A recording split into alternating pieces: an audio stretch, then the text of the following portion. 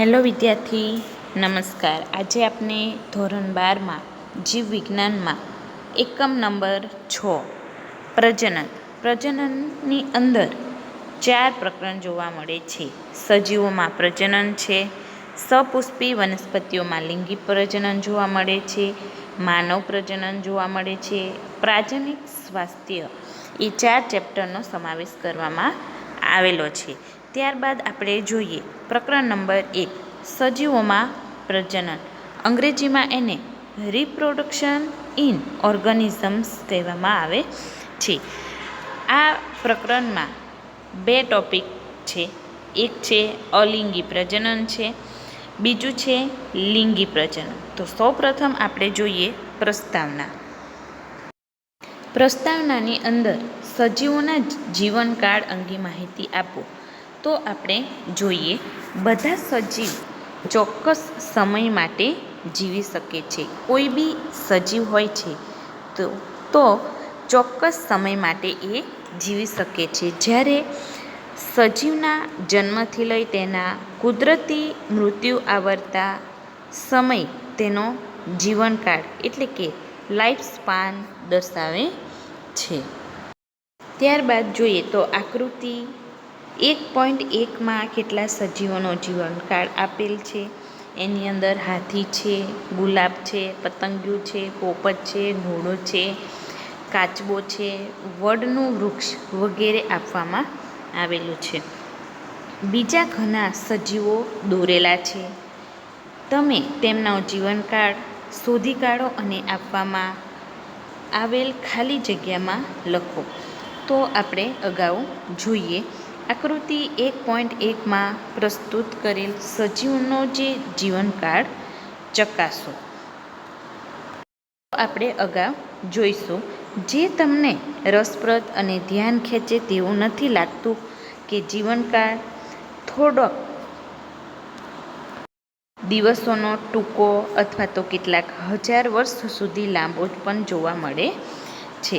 એટલે કે આની અંદર થોડા દિવસનો પણ જોવા મળે છે અને હજાર વર્ષો સુધી લાંબો પણ જોવા મળશે. આ બંને સીમાંતોની વચ્ચે મોટાભાગના સજીવોનો જીવનકાળ જોવા મળે છે.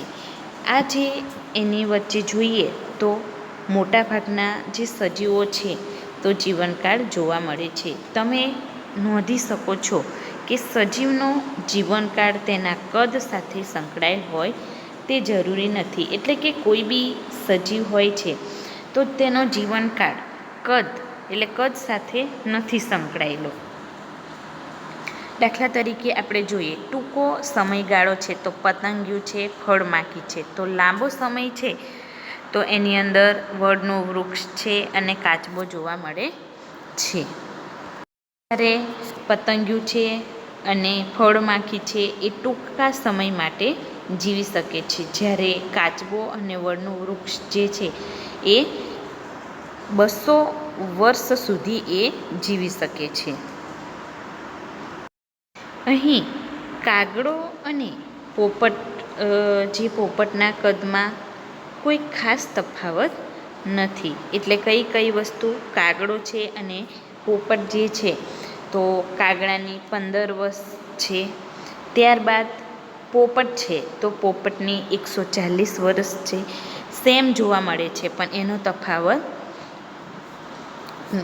ખાસ નથી. છતાં તેમના જીવનકાળમાં બહોળો તફાવત જોવા મળે છે. કાગડાની અંદર કેટલા જોવા મળે છે? 15 વર્ષ. ત્યારબાદ પોપટની અંદર 140 વર્ષ જોવા મળે છે. તેવી જ રીતે પીપળાના વૃક્ષની સાપેક્ષે કેરીના જે વૃક્ષનો જીવનકાળ ઘણો ટૂંકો છે. એટલે કે કેરીના જે વૃક્ષ છે એનો ઓછું જ છે. ત્યારબાદ જે પીપળાના વૃક્ષ છે તો એ વધારે આયુષ્ય ધરાવે છે. અહીં સજીવનો જીવનકાળ ભલે ગમે તે હોય પરંતુ દરેક વ્યક્તિગત સજીવનું મૃત્યુ નિશ્ચિત છે. એટલે કે જન્મ લીધો છે તો મૃત્યુ પણ નિશ્ચિત છે. એટલે કે એકકોષીય સજીવો સિવાય કોઈ પણ સજીવ અમર નથી. એકકોષીય સજીવ છે એના સિવાય કોઈ સજીવ અમર નથી. તો આપણે શા માટે કહી શકીએ છીએ કે કોષીય સજીવોમાં નૈસર્ગિક એટલે કે કુદરતી મૃત્યુ નથી? અને કદી તમને આશ્ચર્ય થયું હશે કે પૃથ્વી પર ઘણા હજારો વર્ષ સુધી વનસ્પતિ અને પ્રાણીઓ ખૂબ જ વિશાળ સંખ્યામાં અસ્તિત્વ ધરાવતા હતા. ત્યારબાદ સજીવોમાં કોઈ પ્રક્રિયા હોવાથી જોઈએ જે આ સાતત્યની ખાતરી આપે છે કે હા, આપણે પ્રજનન વિશે વાત કરી રહ્યા છીએ, જેને આપણે માન્ય રાખીએ છીએ. તો આપણે જોઈએ સૌપ્રથમ હાથી છે. તો હાથીનો જે જીવનકાળ છે 48 થી 50 વર્ષ સુધીનો છે. જ્યારે ગુલાબ છે એ કેટલા વર્ષનો? 35 વર્ષ સુધીનો છે. ત્યારબાદ કૂતરો છે તો કૂતરાના છે 10 થી 13 વર્ષ જોવા મળે છે. અહીં પતંગિયું છે તો પતંગિયું 1 થી 2 અઠવાડિયા જીવી શકે છે. અને કાગડો છે, કાગડો 15 વર્ષ જીવી શકે છે.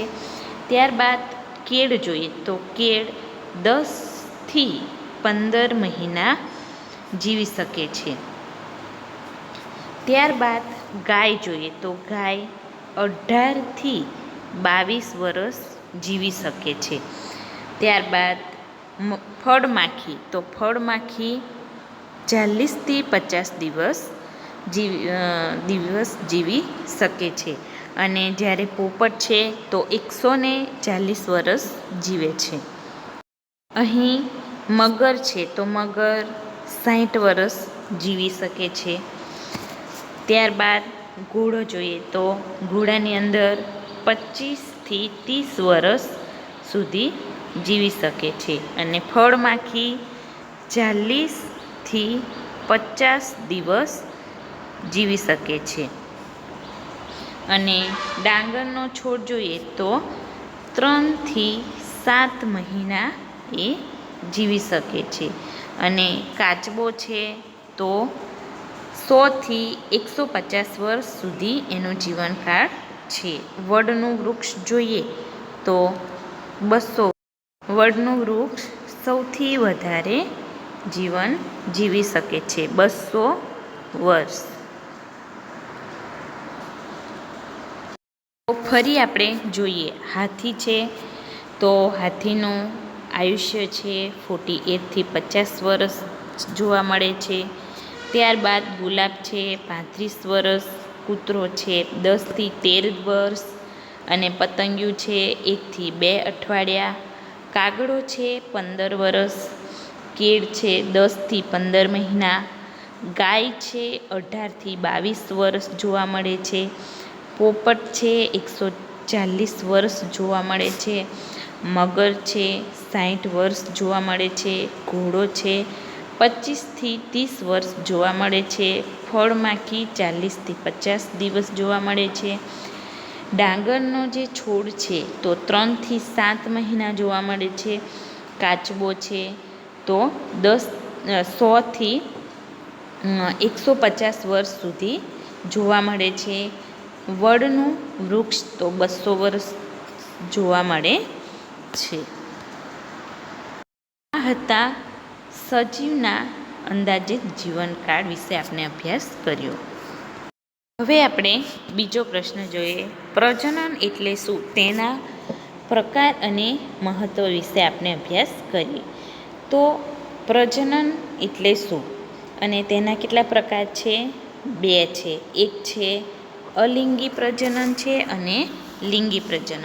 તો સૌપ્રથમ આપણે પ્રજનન વિશે આપણે અભ્યાસ કરીશું. પ્રજનનની વ્યાખ્યા જોઈએ તો પ્રજનન એક એવી જૈવિક પ્રક્રિયા છે જેમાં પોતાને મળતી આવે તેવી સંતતિ ઉત્પન્ન કરે છે. અને આ સંતતિ જે વૃદ્ધિ પામે, પુખ્ત બને અને બદલામાં નવી સંતતિ ઉત્પન્ન કરે છે. આમ તે જન્મ છે, વૃદ્ધિ છે અને મૃત્યુનું જે ચક્ર ચાલ્યા કરે છે. એટલે કે પ્રજનનથી જાતિઓ પેઢી દર પેઢી સાતત્ય જે જાળવવા માટે સમર્થ બને છે. તો તમે કેવી રીતે પ્રજનક ભિન્નતા સર્જાય છે અને પ્રજનન દરમિયાન વારસામાં ઉતરે છે, તો તેનો અભ્યાસ પ્રકરણ 5માં એટલે કે આનુવંશિકતા અને ભિન્નતાના સિદ્ધાંતોમાં પછીથી આપણે કરીશું. તો આની અંદર આપણે સૌપ્રથમ જોઈએ તો પ્રજનનની વ્યાખ્યા છે. જે પ્રક્રિયા દ્વારા સજીવ પોતાને મળતી આવે તેવી સંતતિ ઉત્પન્ન કરે છે. એટલે જે આગળનું જે વ્યક્તિ હોય છે તેવી જ પાછી સંતતિ ફરીથી ઉત્પન્ન કરે તો તેને પ્રજનન કહેવામાં આવે છે. એટલે કે આ સંતતિ વૃદ્ધિ પામે છે, એટલે કે મોટું થાય છે અને પુખ્ત બને અને બદલામાં નવી સંતતિ ઉત્પન્ન કરે છે. એના જેવી જ બીજી પાછી સંતતિ ઉત્પન્ન કરે છે. એમાં પણ જન્મ લે છે, પહેલાં સૌપ્રથમ જન્મ લે છે, ત્યારબાદ એનો વૃદ્ધિ થાય છે, વિકાસ થઈ શકે છે, એટલે કે વૃદ્ધિ એટલે વધવું, અને ત્યારબાદ તેનું મૃત્યુનું ચક્ર ચાલ્યા કરે છે. જન્મથી મૃત્યુ સુધી એ ચક્ર ચાલ્યા કરે છે. અને પ્રજનનથી જે જાતિઓ પેઢી દર પેઢી સાતત્ય જાળવા માટે સમર્થ બને છે. જ્યારે પ્રજનન દ્વારા શું થઈ શકે છે, પેઢી દર પેઢી સાતત્ય જાળવી રાખે છે. તમે કેવી રીતે જનીનિક ભિન્નતા સર્જાય છે અને પ્રજનન જે દરમિયાન વારસામાં ઉતરે છે, પ્રજનન દ્વારા શું થઈ શકે છે, વારસામાં ઉતરે છે, તેનો આપણે અભ્યાસ અગાઉના ચેપ્ટરમાં કરીશું. ત્યારબાદ જોઈએ તો સજીવ વિશ્વમાં ખૂબ જ વિવિધતા જોવા મળે છે. એટલે કે સજીવ છે એ વિશ્વમાં ખૂબ અલગ અલગ એટલે કે વિવિધતા જોવા મળે છે. અને દરેક સજીવે બહુગુણિત થવા અને સંતતિ ઉત્પન્ન કરવા પોતાની આગવી ક્રિયાવિધિ વિકસિત કરે છે. એટલે કે બહુગુણિત થવા માટે એ શું કરી શકે છે, ઉત્પન્ન કરવા માટે પોતાની આગવી ક્રિયાઓ વિકસિત કરી શકે છે. એટલે અલગ અલગ બધી ક્રિયાઓ કરી શકે છે. અને સજીવ કઈ રીતે પ્રજનન કરે છે તે માટે તેનું નિવાસ સ્થાન છે, એટલે કે જ્યાં રહી શકે તેની આંતરિક દેહધર્મ ક્રિયા છે અને અન્ય બીજા પરિબળો જે સામૂહિક રીતે જવાબદાર હોય છે. એટલે કે આની અંદર આપણે જોઈએ તો બહુગુણિત એટલે એકથી વધારે જે સંતતિ ઉત્પન્ન કરવા માટે પોતાની આગવી જે ક્રિયા વિકસિત કરી શકે છે, ક્રિયાવિધિ કરી શકે છે, તેમજ સજીવ કઈ રીતે પ્રજનન કરી શકે છે અને તે માટે તેનું જે નિવાસ સ્થાન છે અને આંતરિક દેહધર્મ ક્રિયા અન્ય બીજા પરિબળો જે સામૂહિક રીતે જવાબદાર હોય છે. ત્યારબાદ પ્રજનનની ક્રિયામાં એક સજીવ કે બે સજીવો ભાગ લે છે. પ્રજનનની ક્રિયામાં કોઈ બી સજીવ હોય જે બે સજીવો ભાગ લઈ શકે છે. તો તેના આધારિત તેના બે પ્રકાર પડે છે. કેટલા પ્રકાર જોવા મળે છે? બે. જ્યારે એક જ પિતૃમાંથી જન્યુઓના નિર્માણ થયા વગર સંતતિઓનું સર્જન થાય તો તેને આપણે અલિંગી પ્રજનન કહેવામાં આવે છે. મોસ્ટ આઈએમપી પ્રશ્ન છે, અલિંગી પ્રજનન એટલે શું? તો એની વ્યાખ્યા આપણે જોઈએ. જ્યારે એક જ પિતૃમાંથી એટલે એક જ પિતૃ હોય છે માંથી જન્યુઓના શું થઈ શકે છે, નિર્માણ થયા વગર જે સંતતિઓનું સર્જન થાય તો તેને અલિંગી પ્રજનન કહેવામાં આવે છે. જ્યારે લિંગી પ્રજનનમાં જોઈએ, જ્યારે બે પિતૃ એટલે કે એના વિરોધી જાતિના પ્રજનનની ક્રિયામાં ભાગ લેતા હોય અને નર અને માદા જન્યુઓનું જોડાણ થતું હોય તો તેને લિંગી પ્રજનન કહેવામાં આવે છે. જોઈએ તો જીવનકાળ એટલે શું અથવા તો એવો ક્વેશ્ચન પૂછાઈ શકે કયો સમય સજીવનો જીવનકાળ દર્શાવે છે. તો આપણે જોઈએ સજીવના જન્મથી લઈ તેના કુદરતી મૃત્યુને આવરતો જે સમય તેનો જીવનકાળ દર્શાવે છે. એટલે જીવનકાળ કઈ રીતના દર્શાવે તે માહિતી આની અંદર જોઈએ તો હાથી છે 48થી 50 વર્ષ, ગુલાબ 35 વર્ષ, કૂતરો 10થી 13 વર્ષ, પતંગિયું 1થી 2 અઠવાડિયા, કાગડો 15 વર્ષ, કેળ 10થી 15 મહિના, ગાય 18થી 22 વર્ષ, પોપટ 140 વર્ષ, મગર 60 વર્ષ, ઘોડો 25થી 30 વર્ષ, ફળમાખી 40થી 50 દિવસ, ડાંગરનો છોડ 3થી 7 મહિના, કાચબો 100થી 150 વર્ષ, વડનું વૃક્ષ 200 વર્ષ. ત્યારબાદ અહીં પ્રજનન એટલે શું? જે પ્રક્રિયા દ્વારા સજીવ પોતાને મળતી આવે તેવી સંતતિ ઉત્પન્ન કરે છે એ શું છે? પ્રજનન કહે છે. ત્યારબાદ પ્રજનનના કેટલા પ્રકાર છે? તો 2 છે. કયા કયા? તો અલિંગી પ્રજનન એટલે શું?